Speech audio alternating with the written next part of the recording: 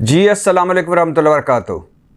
अब जब हमने मुल्क का सदर आसिफ जरदारी को बना दिया है, अब जब हमने मुल्क का वज़ीर आज़म शहबाज शरीफ को बना दिया है, अब जब हमने आधा पाकिस्तान मतलब पंजाब मरीम नवाज़ के हवाले कर दिया है, अब जब हमने नवाज़ शरीफ साहब की सारी सज़ाएँ ख़त्म कर दी हैं, उनकी ताहियात नाअहली ख़त्म कर दी है, अब जब हमने इसहाक डार को दूसरी मर्तबा वज़ीर बनाने का इरादा कर लिया है, अब जब हसन नवाज़ और हुसैन नवाज़ वापस आ रहे हैं पाकिस्तान, जब सलमान शहबाज वापस आ चुके हैं, जब अहलो अयाल हाउस ऑफ शरीफ के वापस आ चुके हैं, जब 35 अरब जाली accounts money laundering Asif Ali Zardari and company का खूह खाते जा चुका है, जब 16 अरब money laundering TT scandal Shahbaz Sharif का गायब हो चुका है, जब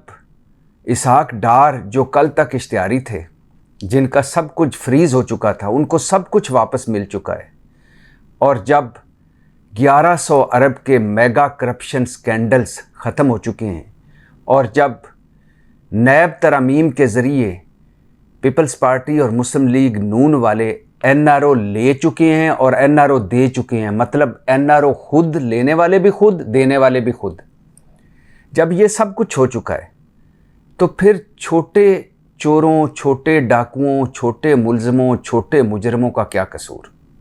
पाकिस्तान की 116 जेलें खोलें और आम माफ़ी का ऐलान करें, ये 2 नंबरी अब ना करें।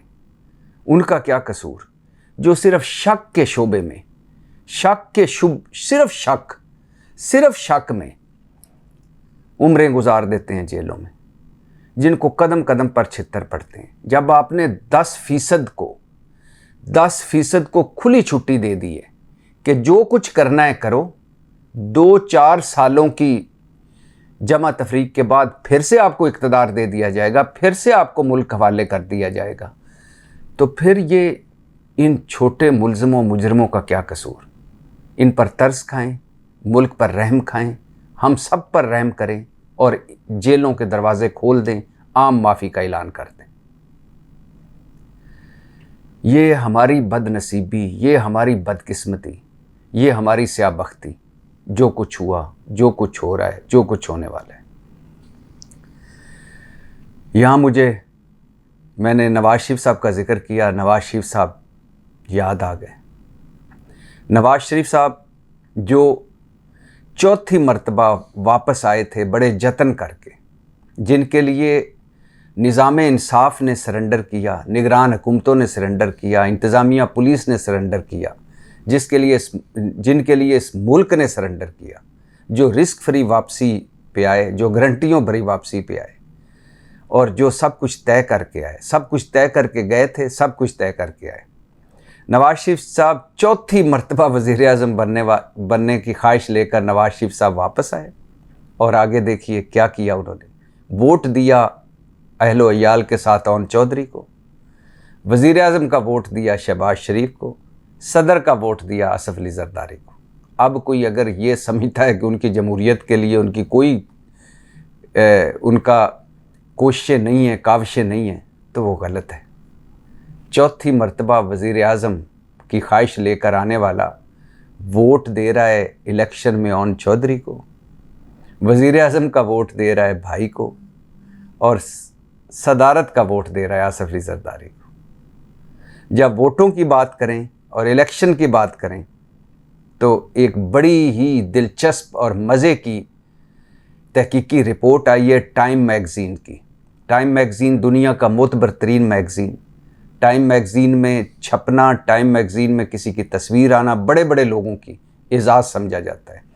टाइम मैगज़ीन की रिपोर्ट है पाकिस्तान के इलेक्शन के हवाले से।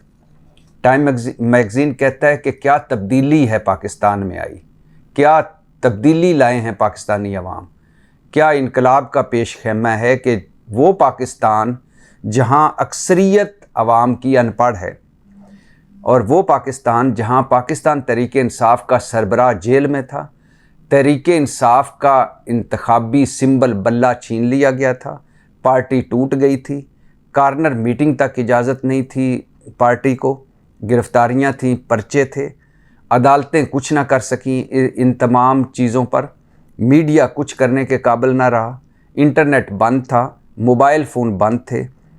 इन सब चीज़ों के बावजूद तहरीक इंसाफ ने सबको हरा दिया और तहरीक इंसाफ को इक़्तिदार से बाहर करने के लिए, मतलब धांधली के ज़रिए 3 हफ्ते लगे तहरीक इंसाफ को इक़्तिदार से बाहर करने के लिए। इलेक्शन जीते, टाइम मैगज़ीन कह रहा है कि इलेक्शन तकरीबन जीत चुकी तहरीक इंसाफ को इक़्तिदार से बाहर करने के लिए 3 हफ्ते लग गए, जोड़ तोड़ में, धांधली में।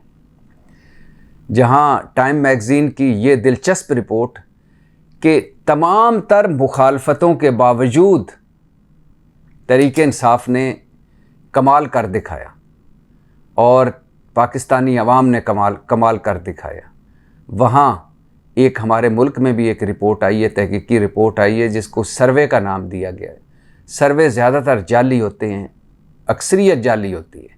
इसमें 1-2 चीज़ें हैं जो सिर्फ मैं आप तक पहुंचाना चाहता हूं और ये हम सब जानते भी हैं, लेकिन इस सर्वे में 2-3 चीज़ें हैं जो हैं कि नून लीग को 50 साल से ज़ायद उम्र के लोगों ने वोट दिया, अनपढ़ और मिडिल क्लास लोगों ने वोट दिया, जबकि पाकिस्तान तहरीक इंसाफ को पसमानदा, तालीम याफ्ता और अमीर तबकों ने वोट दिया। ये आप अपने इर्द गिर्द भी देख लें, जो बड़े हैं, बूढ़े हैं, वो नून लीग और पीपल्स पार्टी के साथ हैं।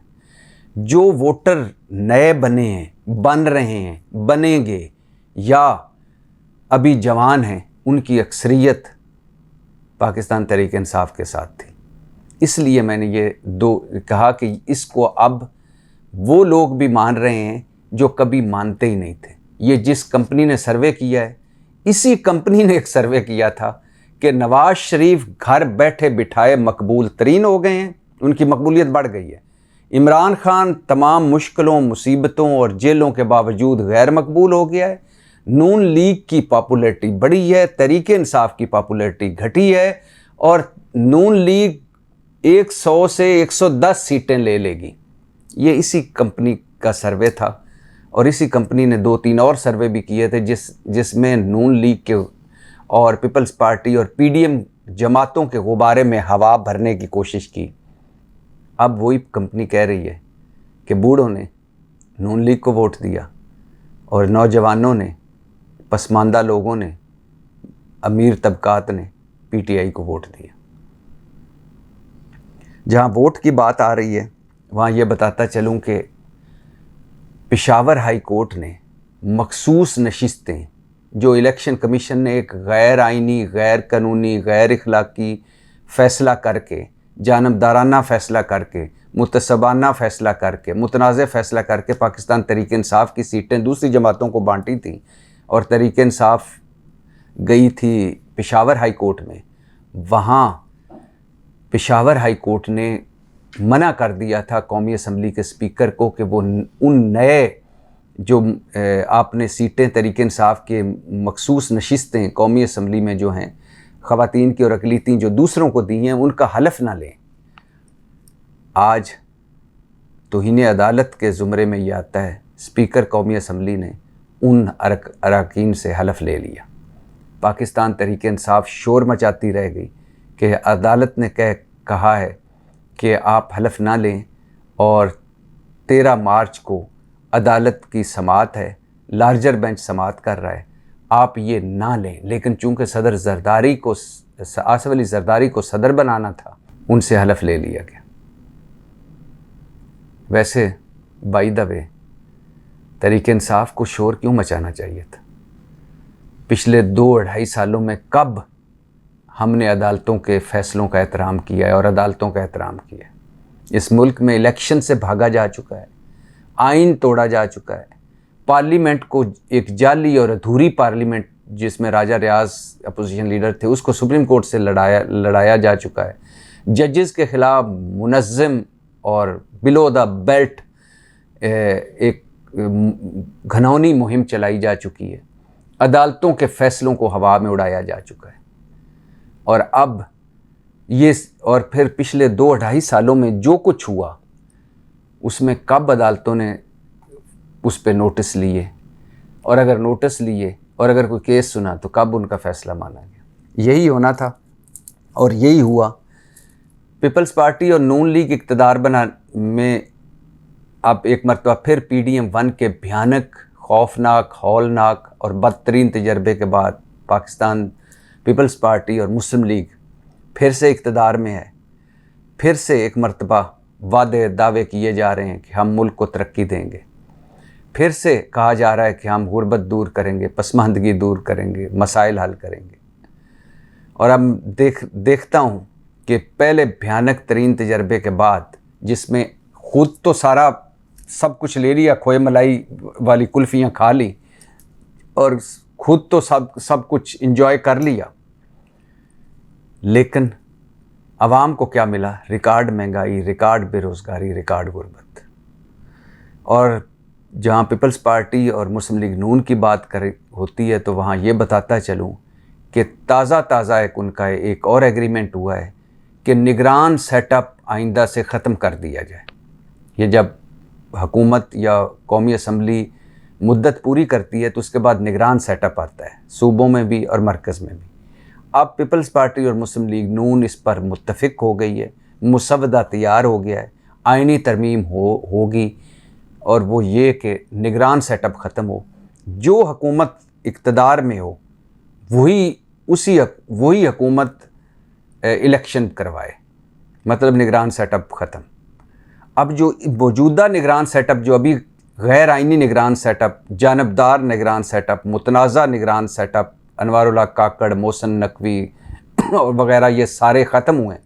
इनको देखकर तो दिल करता है कि अल्लाह का शुक्र है निगरान सेटअप ख़त्म होना चाहिए। कि इतना जानबदार निगरान सेटअप भी कोई हो सकता है, इतना मुतनाज़ निगरान सेटअप भी हो सकता है, इतना मुतनाज़ फ़ैसलों वाला भी कोई निगरान सेटअप हो सकता है। लेकिन अगर निगरान सेटअप ना हो, अब PDM-2 की हुकूमत है, अगर ये 5 साल पूरे करती है तो फिर ये इलेक्शन करवाएगी। अब जो हुकूमत इक़्तिदार में होगी वो कैसे फेयर इलेक्शन करवा पाएगी, या वो क्यों फेयर इलेक्शन करवाएगी, या ऐसे इलेक्शन क्यों करवाएगी जिसमें मुखालिफ जीत जाएं। तो जहाँ एक आध अगर कोई फ़ायदा है तो वहाँ हज़ारों नुकसान है। लेकिन ज़ाहिर है इस वक्त पीपल्स पार्टी और मुस्लिम लीग नून का राज है, वो सब कुछ करेंगे जिससे आगे उनको फ़ायदा हो।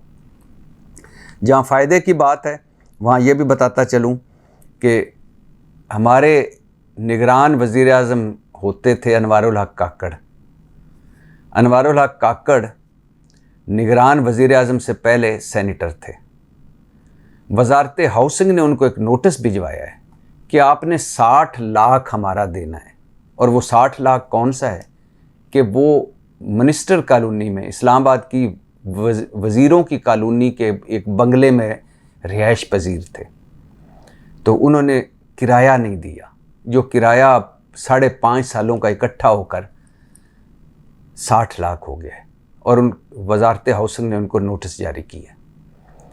अब मुझे समझ नहीं आ रही कि अनवारुल हक काकड़, पहली बात तो ये कि वज़ीर कॉलोनी में रहने के इंटाइटल कैसे थे, कैसे रह सकते थे? वो वज़ीर तो नहीं थे। सेनेटर कैसे वज़ीरों की कॉलोनी में रह सकता है?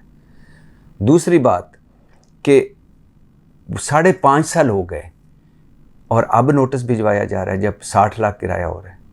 तीसरी बात जो इससे भी मज़े की है कि अब अनवारुल हक काकड़ दोबारा से वज़ीर कॉलोनी में शिफ्ट हो गए हैं, तो अब दोबारा से उनको क्यों वज़रा की कॉलोनी में बंगला मिल गया है ना दिलचस्प बात कि पहले एक सेनेटर वज़ीरों की कॉलोनी में रह रहा है 5.5 साल से, 60 लाख तक किराया हो गया, नहीं दिया।